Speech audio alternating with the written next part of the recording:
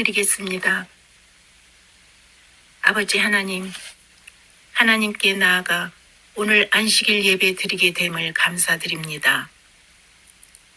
전염병으로 인하여 세상이 혼란한 가운데 저희 교회는 임박한 주님의 재림에 대비하라고 주님 말씀에 의거하여 성령 침례를 매일 새롭게 간구하여서 저희들의 품성이 주님처럼 변화되고 전도의 열매를 맺어 주님 다시 오실 때 들림받을 수 있도록 준비시켜 주시니 주님의 은혜가 참으로 감사합니다. 오늘도 목사님이 선포하시는 하나님의 말씀을 통하여 성령께서 저희 심령이 더욱 깨어지고 새롭게 거듭날 수 있도록 은혜 내려 주시길 간절히 바랍니다. 저희가 드리는 예배를 주님께서 주관하여 주시고 모든 영광을 하나님 아버지께서 받아주시옵소서. 예수님의 이름으로 기도드립니다. 아멘.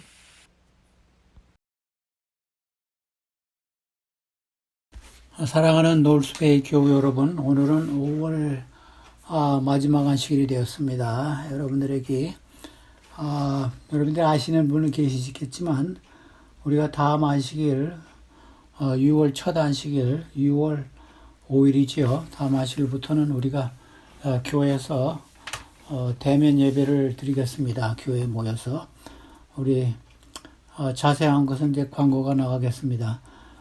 우리가 거의 15개월 동안 비대면 예배를 드렸습니다.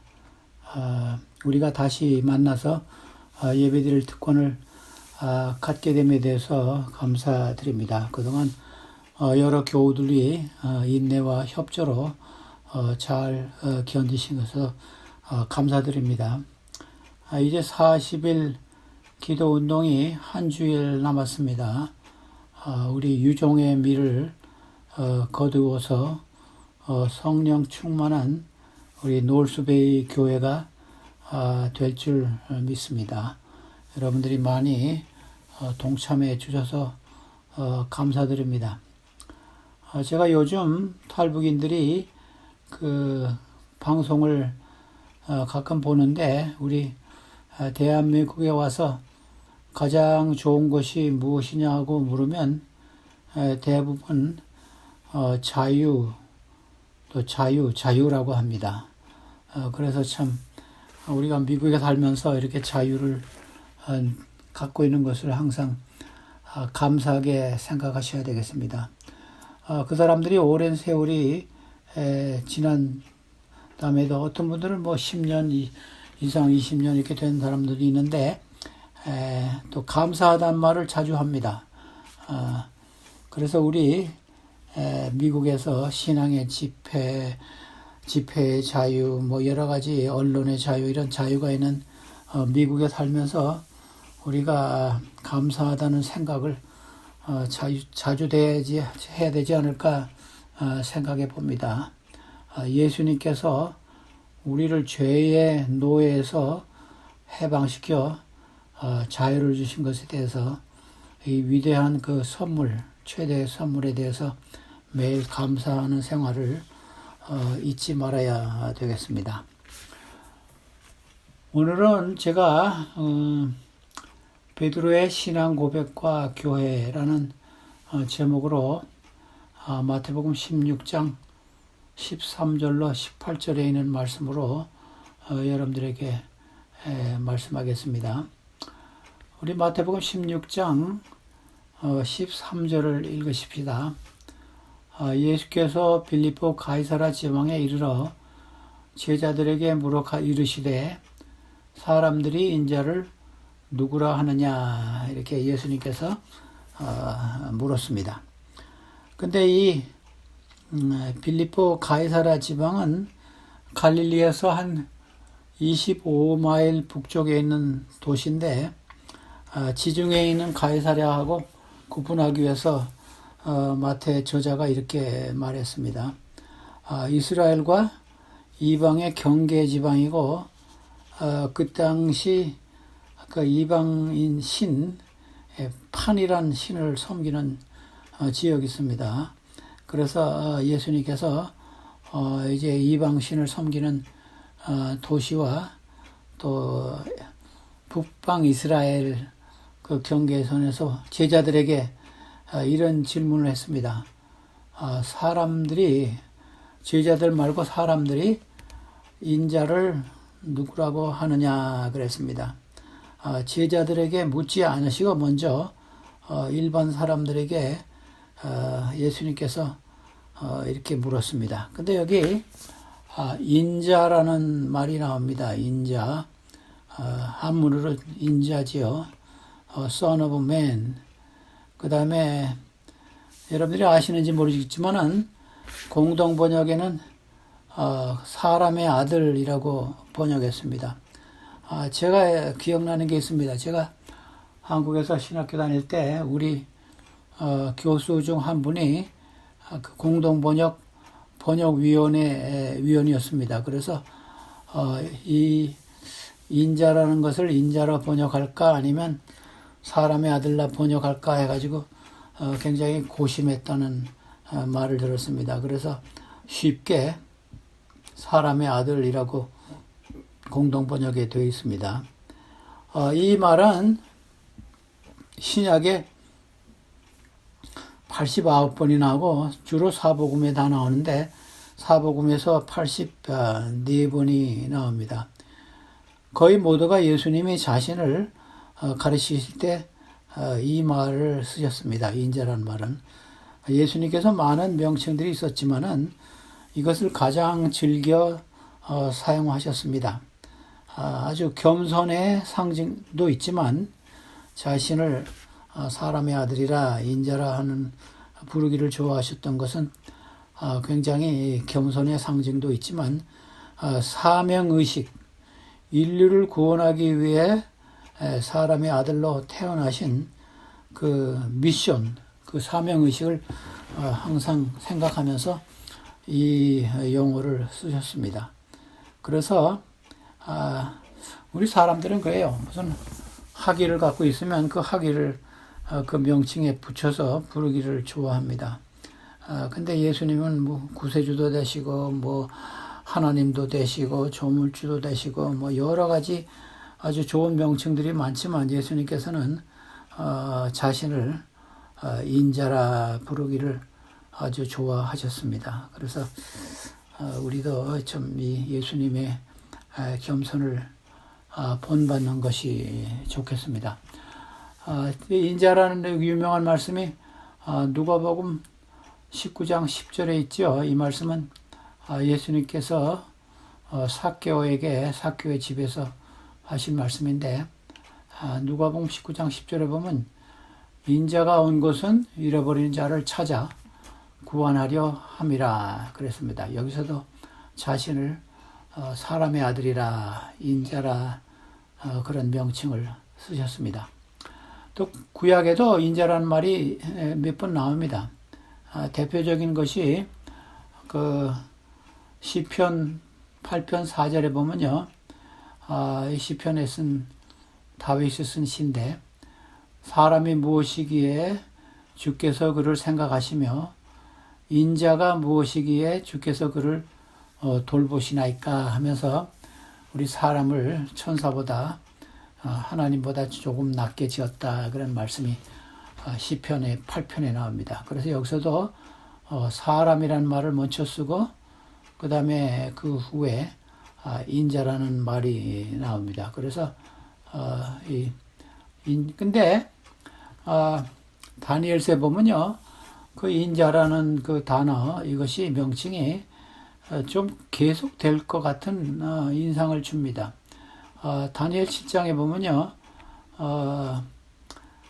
예수님에 대한 묘사인데 내가 또 환상 중에 보니 인자 같은 이가 하늘 구름을 타고 와서 옛적부터 항상 계신 이에게 나아가 그 앞으로 인도되매 그랬습니다. 그래서 예수님이 하나님 앞으로 나가는 그 묘사인데 이것이 재림이라고 생각하는 분도 있고 또 다르게도 생각하는 분도 있습니다.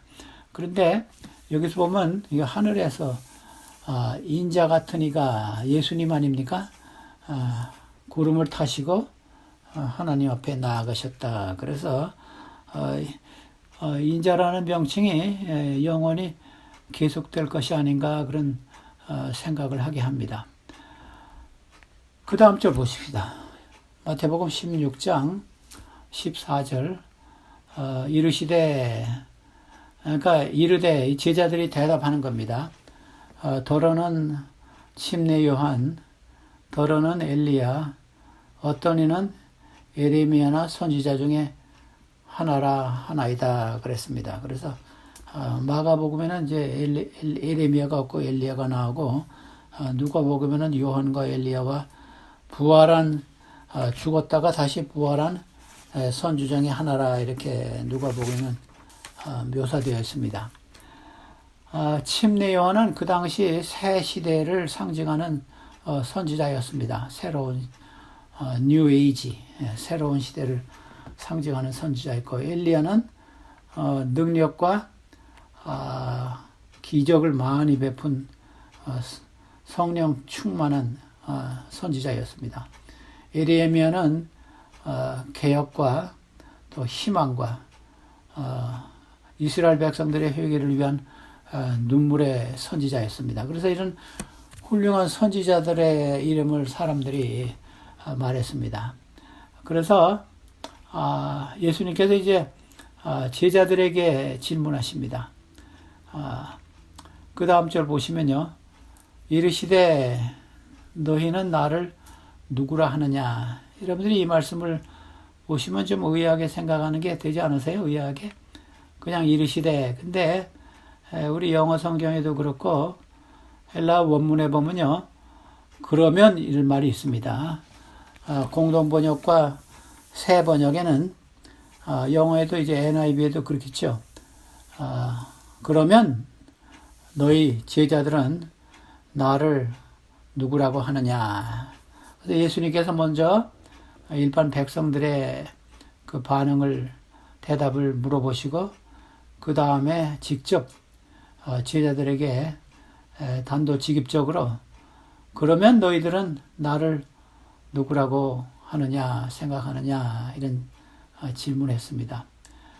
우리 성경에서요 이런 말씀들이 꽤 많이 있습니다.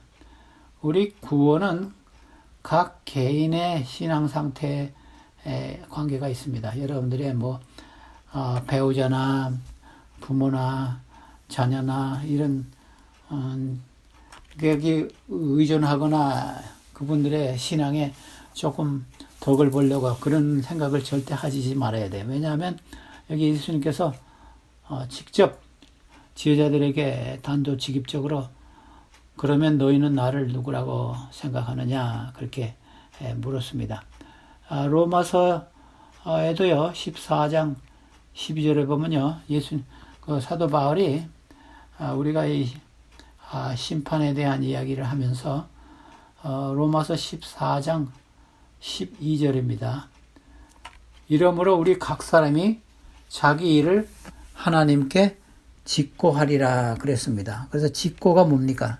직접 말해야 한다. 그래서 우리가 하나님께 각자 자기의 한 일을 하나님께 직접 말해야 할 때가 오겠다. 그래서 무슨 핑계나 다른 사람에게 핑계 이런 것이 전혀 있을 수 없다. 그런 말씀입니다. 그래서 참 여러분들이 각자 신앙에 하나님 앞에 곧거리 서도록 교회 지도자나 부모나 또 타인에게 의뢰하는 것이 없이 내가 하나님 앞에 내 신앙 상태가 어떠한가 이것을 좀 여러분들이 스스로 점검하시는 일이 자주 있어야 합니다. 그 다음에 말씀 보면요. 이제 이것이 마태복음 16장 16절이 아주 유명한 말씀입니다. 아마 베드로가 한 말 중에 아주 가장 유명한 신앙 고백이라고 저는 생각합니다. 우리 모두의 신앙 고백이 되기도 해야 됐습니다. 마태복음 16장 16절입니다. 시몬 베드로가 대답하여 이르되 주는 그리스도시요 살아계신 하나님의 아들이시니이다. 저는 어떤 때 이런 생각을 합니다. 번역이 어떤 때는 원문보다 조금 더 좋을 때가 있습니다. 여기 세 가지 그 예수님에 대한 명칭이 나옵니다. 주가 나오고 그리스도가 나오고 살아계신 하나님의 아들이 나옵니다. 근데 사실 이 원문에는 주라는 말이 없습니다. 주가 없이 헬라어나 이 영어에는요 그냥 당신이 you 그랬죠. 헬라어에는 수 해가지고 당신께서 이런 뜻입니다. 근데 우리 한국 번역에는 주라 그랬습니다. 그래서 제가 이게 더 좋지 않나 그런 생각했습니다. 또 공동 번역이나 새 번역에는요 선생님 그랬습니다. 근데 저는 주라 번역한 것이 참 마음에 와닿습니다. 동양적인 사상이죠. 예수님 보고 당신은 하기는 좀 곤란한 것 같아요. 그래서 여기 주는 그리스도시요 살아계신 하나님의 아들이다. 이 주라는 말은 구약에서 그 아도나이 아니면 야훼 여호와의 대등한 말씀입니다. 신약에서는 큐리오스인데 그런데 그래도 이 말씀이 그 제가 이 시편에 있는 말씀 예수님께서 승천하신 후에 이런 그 선언이 나오지요. 시편 24편 8절입니다. 이제 영광의 왕이 누시며 강하고 능한 여호와시요 전쟁에 능한 여호와시라. 그래서 여기 신약의 주가 구약의 여호와라 그랬죠. 그래서 여기 여호와라는 말이 두 번 나옵니다. 그러니까 강하고 능하시고 영광을 받으시고 전쟁에 승리만 하시는 모든 악과의 선의 전쟁이라고 생각할 수 있죠. 여기 능하신 여호와 하나님이시라 그런 말씀했습니다.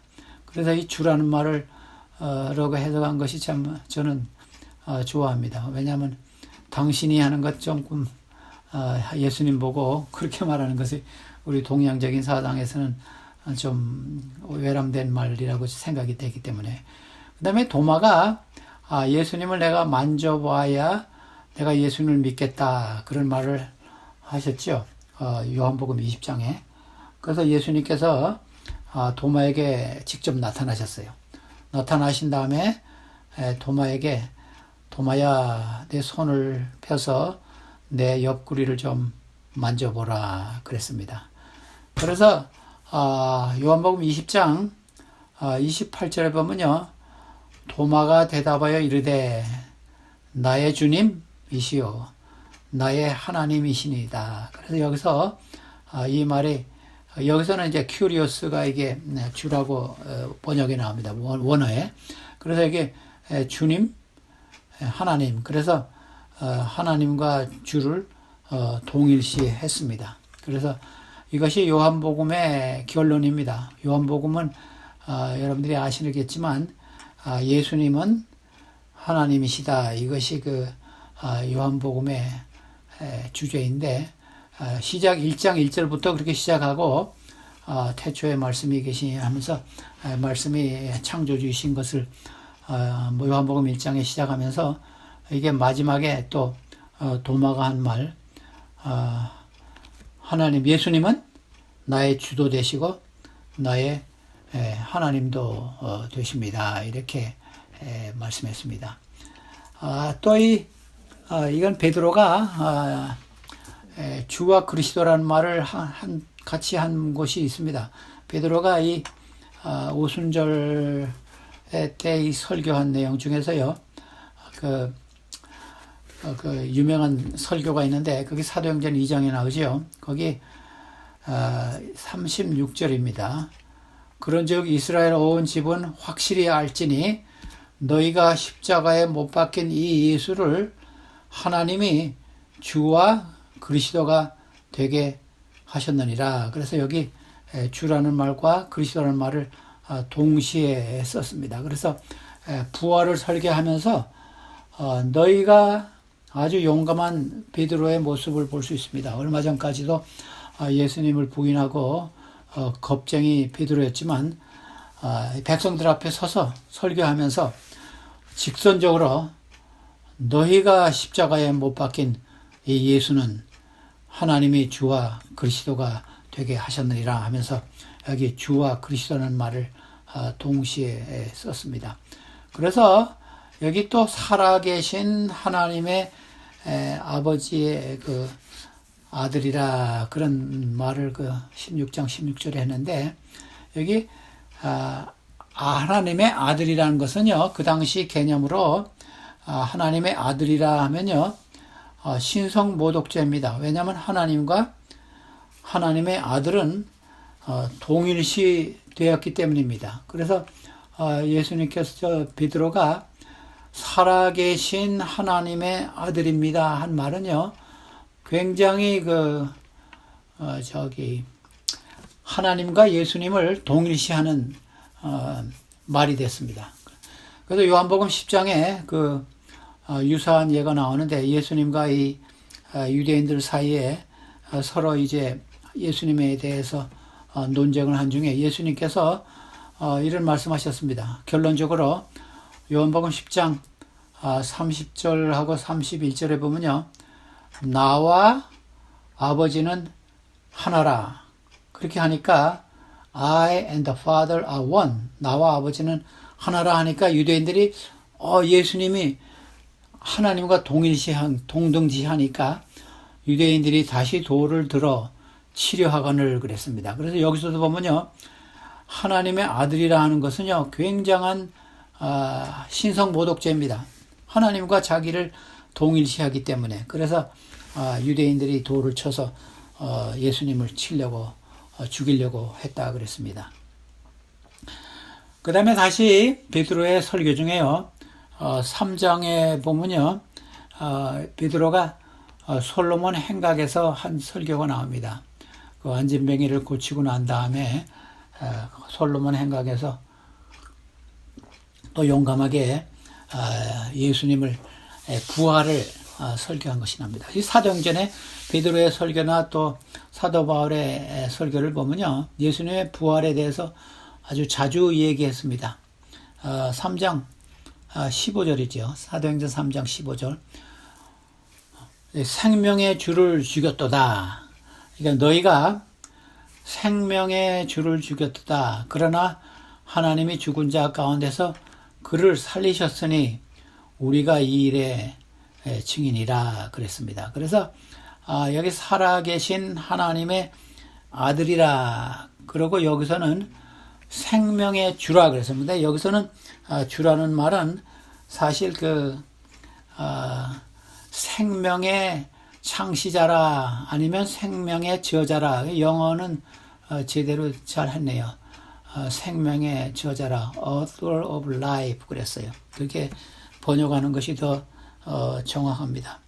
생명의 시여자, 생명의 창조자, 하여튼 이렇게 해야 되겠습니다.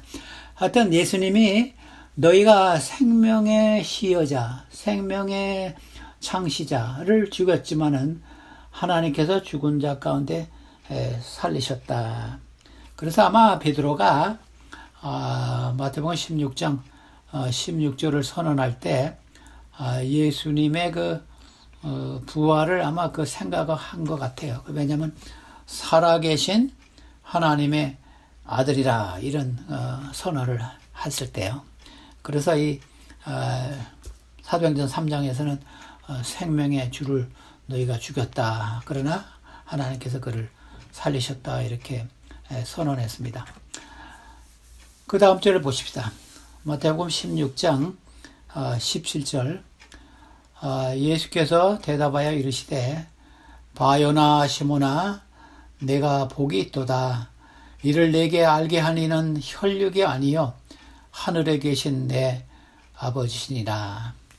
우리가 예수님을 선언할 때 하나님을 위해서 우리가 증인 노릇을 하고 다른 사람에게 우리가 예수님에 대해서 하나님에 대해서 이야기할 때 이것은 우리 자신의 입으로 나온 것이 아닙니다.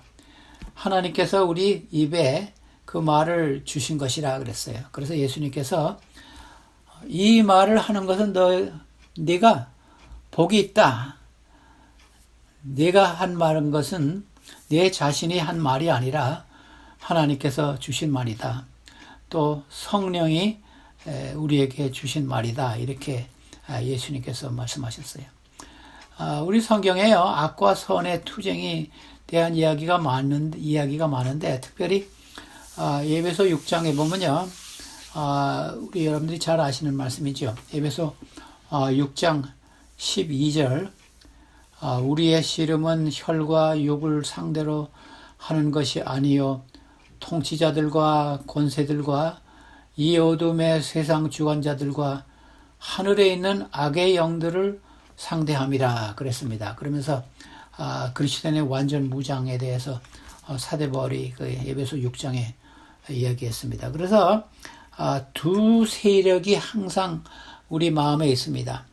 악한 세력과 또 선한 세력, 사단과 하나님의 이 두 세력 사이의 투쟁에서 우리가 이겨야 되겠습니다. 근데 우리가 선한 영, 하나님의 세력, 성령의 능력이 우리 마음에 없으면요, 사단의 악한 영이 우리가 초청하지 않아도 들어옵니다. 그래서 이것이 우리가 참 항상 하나님 편에서 하나님에 대한 생각을 가지고 성령의 지시 아래 사는 것이 굉장히 중요합니다. 여러분들이 이런 경험을 보셨는지 모르겠어요. 우리 굉장히 똑똑하고 대학도 졸업하고 굉장히 똑똑한 분이요. 이 이설이나 이단 종교에 빠진 사람들을 여러분들이 혹 보실지 모르겠어요. 저분이 참 똑똑한데 왜 그런 것을 믿을까? 다시 말하면 참 똑똑한 크리스천 같은데 왜 참 사람이 자기를 예수로 하는 그런 종교를 따라다닐까? 근데 제 생각에는 가장 큰 이유는요, 이 두 세력에서 사단의 세력에 지배하여 있는 것입니다. 그래서 우리 보기에는 굉장히 현명하고 똑똑하고 학발도 많은 분들이 그런 이단 설에 빠지고 이단 종파에 빠져가는 것을 볼 수 있습니다. 왜냐하면 이 두 세력에서, 악과 선의 세력에서 자기 자신을 악의 세력에 두기 때문에 자기도 모르면서 자기도 원치 않으면서 그런 것을 믿고 따라가게 되는 것입니다. 그 다음 절 보십시다. 마태복음 16장 18절. 나도 너에게 말한다. 너는 베드로다. 나는 이 반석 위에다가 내 교회를 세우겠다. 죽음의 문들이 그것을 이기지 못할 것이다. 그랬습니다. 그래서 여기 예수님께서 베드로에게 이런 말씀했습니다. 근데 예수님께서 저는 이 말씀을 읽을 때마다 예수님이 참 재미있으신 분이다, 이런 생각을 합니다. 왜냐하면 여기 베드로라는 말은 헬라어로 피트로스, 너는 피트로스다. 그러나 내 교회를 피트로스에 세우지 않고 이 반석은요 피추라입니다. 피추라에 세우겠다. 그래서 굉장히 영어로는 월드 플레이라 그러는데 이 말을 가지고 예수님이 플레이 하셨어요.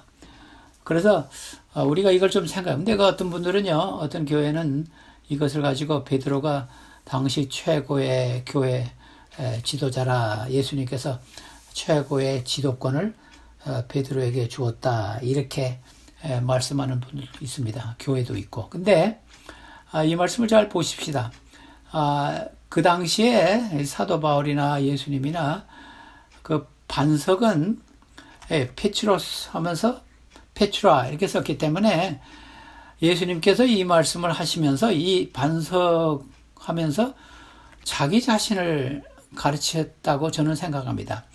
나는, 네 이름이 비록 베드로지만은 나는 이 반석 하면서 자기 자신을 향해서 가르치면서 이 반석 위에다 나의 교회를 세우겠다, 이렇게 다시 말하면 베드로를 가르치면서 이 반석이라 하지 않고, 이 반석이라 할 때는 그러니까 자기 자신을 향해서 가르치면서 이 반석 위에 내 교회를 세우겠다 이렇게 말씀하셨습니다.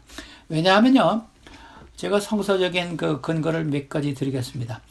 고린도전서 10장 4절에 보면요, 그때 그 이스라엘 백성들이 애굽에서 나온 경험을 사도 바울이 이야기하면서 이런 말씀했습니다. 이스라엘 백성들이 다 신령한 음료를 마셨으니 그랬습니다. 그리고 그들은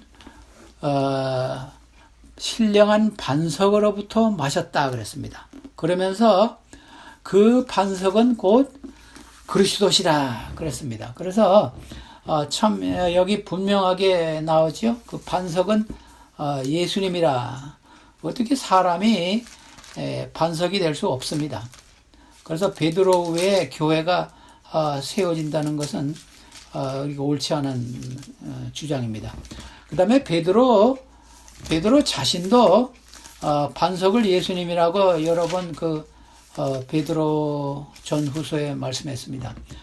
제가 한두 군데만 찾아보겠어요. 베드로전서 2장 4절에 보면요, 사람들에게 버림바 되었으나 하나님께는 택하심을 입은 보배로운 산 돌이신 예수께 나아가 그랬습니다. 그래서 예수님이 사람들에게 버림받은 모퉁이 돌이 있지만은 하나님께는 택하심을 받고 또 보배롭고 산 돌이 되었다 그랬습니다. 그래서 이게 분명히 베드로전서 2장 4절에 그래서 사실 여러분들이 그 베드로전서 2장 4절, 5절, 6절, 7절, 8절 매 절마다 그 돌이 예수님이라는 말씀이 나옵니다. 그래서 5번이죠. 2장 4절부터 5절, 6절, 7절, 8절. 그래서 베드로도 분명히 이 반석, 돌은 예수님이다. 베드로 자신이 얘기했습니다. 또 한 가지는 베드로가 그 당시 초대교회의 제일 최고의 지도자가 아니었습니다. 왜냐하면 사도행전과 또 바울의 서신을 살펴보면요, 베드로가 아니고 갈라디아에 그런 말씀이 나오지요. 예수의 형제 야고보 그런 말이 나오는데 예수님의 형 야고보서를 쓴 야고보가 교회 최고의 지도자였습니다. 제가 성서적인 근거를 몇 개 드리겠습니다. 사도행전 15장에 보면요, 사도 바울이 1차 선교여행을 마치고 분쟁이 있었습니다. 이방인들에게 우리가 어떻게 우리가 주도하는 이 모든 이 예식들이나 할례나 이런 것을 우리가 그들에게 지키라고 할까 안 할까, 그래가지고 분쟁이 생겨서 예루살렘 총회가 했습니다. 총회를. 그것이 최초의 교회 총회인데 사도행전 15장에 나옵니다. 근데 1절부터 계속 서로 토론하다가 베드로가 아니고 15장 사도행전 13절 보십시다. 말을 마침에 야고보가 그랬죠. 대답하여 이르되 형제들아 내 말을 들으라 하면서 결론을 지었습니다. 만일 베드로가 이 당시 최고 지도자였으면 베드로가 결론을 내려야 합니다. 근데 토론한 이후에 야고보가 결론을 지으면서 4가지 조건을 우리가 이방인들에게 요구하자 하면서 결정했습니다. 그래서 이것을 보아도 사도 베드로가 그 당시 교회 최고 지도자가 아니고 야고보인 것을 알 수 있습니다. 그 외에도 여러 가지 예가 있습니다. 사도 바울이 전도 여행을 떠나고 와서 형제 야고보에게 이것을 전하라 뭐 이런 말씀도 나오지만, 근데 가장 좋은 성경절은요 갈라디아에 나옵니다. 갈라디아 2장에 보면요, 그 당시 초대교회에 3분의 기둥 같은 그 사도가 있었다 그랬습니다. 갈라디아 2장 9절이죠. 또 기둥같이 여기는 야고보와 게바와 요한도 내게 주신 은혜를 알므로 나와 바나바에게 친교의 악수를 하였으니 우리는 이방인에게로 그들은 할례자에게로 가게 하려 함이라. 그래서 전도팀을 얘기했습니다. 그래서 예루살렘이나 유대인들에게는 야고보와 베드로와 요한이 하나님의 그 복음을 전하고 자기와 바나바는 이방인에게 가도록 친교의 약속을 하였다 그랬습니다. 그래서 여기 보면요, 기둥 같은 세 인물이 나오는데 야고보를 먼저 말했습니다. 여러분들이 이거 아시겠지만 중요 인물을 제일 처음에 넣습니다. 우리 그래도 그렇고 성경에도 그래요. 그래서 여기 야고보를 넣고 베드로를 넣고 요한을 했습니다. 그래서 이 세 사람이 기둥 같은 인물이라 그랬습니다. 그래서 예수님은 우리 교회의 반석도 되시고 골로새에 보면요, 예수님은 우리 교회의 머리라 그랬습니다. 골로새 1장 18절을 보면요, 그는 몸인 교회의 머리시라. 이제 예수님에 대해서 이야기하면서 사도 바울이 이랬습니다. 교회의 머리다 그랬습니다. 그가 근본이시요 죽은 자들 가운데 먼저 나신 이시니 이는 친히 만물의 으뜸이 되려 하심이요. 그래서 예수님은 교회의 반석이 되시고 머리도 되시고 시작도 되시고 끝도 되시다. 이런 개념이 성경에 있습니다. 그래서 베드로가 교회의 그 반석이 되고 최초의 지도자라는 것은 성서적으로도 옳지 않은 것. 베드로 자신도 그것을 부인했습니다. 근데요, 여기 제가 여기 이 성경절에요, 16장 18절에 그 교회라는 말이 처음으로 나옵니다. 근데 사실 교회라는 말이 에클레시아인데 헬라어로 처음으로 나오는데 이것이 교회는 무슨 건물이나 조직체가 아닙니다. 교회는 원어에 의하면 불러낸 사람들이라 그랬습니다. 불러낸 사람들. 세상에서 예수님을 믿고 이게 따와 불러낸 사람들의 집단입니다. 그래서 교회는 사람들입니다. 그런데 이 교회라는 말이 이 사복음에서는 이상하게 여기 처음으로 나오고 그 다음에 두 장 후에 18장 17절에 두 번 나옵니다. 그래서 전체 교회라는 말은 사복음에서는 세 번 나옵니다. 그러나 사도행전 이후에는 계시록까지 계속 교회라는 말이 나옵니다. 그래서 제가 이 교회라는 말이 처음 나오고 베드로의 고백이 나온 다음에 예수님께서 이 교회라는 말을 처음 하셨기 때문에 교회의 정의를 좀 한번 생각해 보겠습니다. 근데 교회의 정의가 많이 있습니다. 제가 지난주에도 어떤 분이 카톡으로 교회는 뭐 있던 곳이다, 사랑이 있는 곳이다, 뭐 어떤 곳이다 하면서 여러 가지 정의를 보내왔는데 저는 이 성경 마태복음 16장에서 교회라는 말이 처음 나오는 16장에서 18절에서요. 이렇게 정의해 봤습니다. 교회는 여기서 베드로와 고백과 같이 예수님을 주로 그리스도는 메시아라는 뜻입니다. 주로 그리스도로 살아계신 하나님으로 믿는 고백하고 믿는 모인 무리들입니다. 제가 이렇게 정의해 봤습니다. 제가 제 생각에는 성서적으로 의미 있는 정의라고 합니다. 다시 말하면 이 베드로와 같이 예수님을 주로 그리스도로 메시아로, 그리스도라는 것은 이 히브리 말로는 머사야입니다. 메시아로 또는 살아계신 하나님의 아들로 고백하며 세상에서 나와서 모인 사람들입니다. 이렇게 제가 정의해 보았습니다. 근데 저는 이 설교를 마치면서 베드로가 또 유명한 말이 있습니다. 한 말이 사도행전 4장에 있습니다. 근데 사도행전 4장 12절인데 제가 이 12절 한 절만 읽지 않고 그 전후에 있는 말씀을 좀 여러분들에게 읽고 오늘 말씀을 마치려고 합니다. 베드로가 그 아주 용감하게 설교하는 것이 나옵니다. 베드로가 그 공회 앞에서 베드로와 요한이 설교를 한 겁니다. 4장 그 주제를 보면요, 베드로와 요한이 공회 앞에서 설교하다 그래 나오는데 8절부터 제가 읽겠습니다.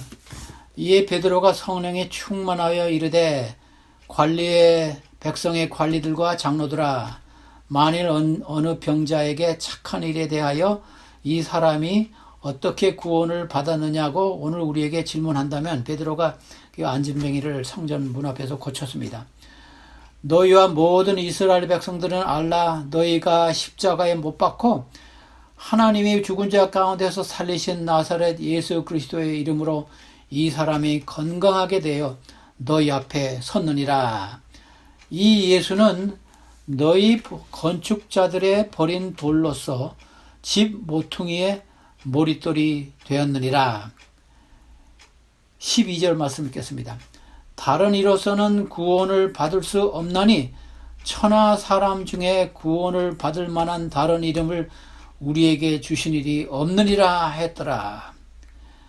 13절 그들이 베드로와 요한이 담대하게 말함을 보고 그들이 본래 학문 없는 범인으로 알았다가 이상히 여기며 또 전에 예수와 함께 있던 줄도 알고 그랬습니다. 이 특별히 12절의 말씀은요, 이 말씀은 많은 사람들에게 걸림돌이 되는 말씀입니다. 제가 얼마 전에 글을 읽었는데 어떤 사람이 자기가 여러 종교를 비교해 봤는데 기독교는요, 유독히 이 종교를 믿어야 구원을 얻는다 그런 말이 나온다 그래요. 아마 사도행전 4장 12절을 가리킨 것이 모르겠습니다. 다른 이로서는 구원을 받을 수 없나니 천하 사람 중에 구원을 받을 만한 다른 이름을 우리에게 주신 일이 없다. 이렇게 베드로가 선언했습니다. 근데 우리 히브리 말 중에요, 후츠파라는 말이 있습니다. 근데 영어로 스펠링은 CHUTGPAH인데 사실은 정확하게는 번역이 영어로 쓰지는 않았습니다. 사실 HUTGPAH 하는 것이 더 정확한 발음입니다. 후츠파. 근데 이 말은 무슨 의미냐면요, 두 가지 의미가 있습니다. 뻔뻔스럽다, 실패를 모른다, 창피할 줄 모른다. 또 한 가지 좋은 의미로는 과감하게 실천한다, 솔직히 말한다. 그 다음에 무모한 일을, 실패를 무서워하지 않고 시도한다. 이런 단어인데 한 단어에 두 가지 의미가 다 있습니다. 아마 베드로가 이런 정신으로 이 말씀한 것 같아요. 내가 너희들을 기쁘게 할 수도 없다. 그러나 내가 신뢰한 것을, 내가 믿는 것을 말해주겠다. 내 말로 인해서 예수님을 안 믿는 사람도 있을지도 모르겠다. 그러나 내가 이 말을 하겠다. 다른 이로서는 구원을 받을 수 없다. 천하 사람 중에 구원을 받을 만한 다른 이름을 우리에게 주시는 예수님 한 분밖에 없다. 이런 진짜 후추파 청신으로 이 말씀을 했습니다. 우리가 참 이런 베드로와 같이 선언하고 세상에서 나와서 참다운 하나님의 교회의 교인으로서 생활하시기를 간절히 바랍니다.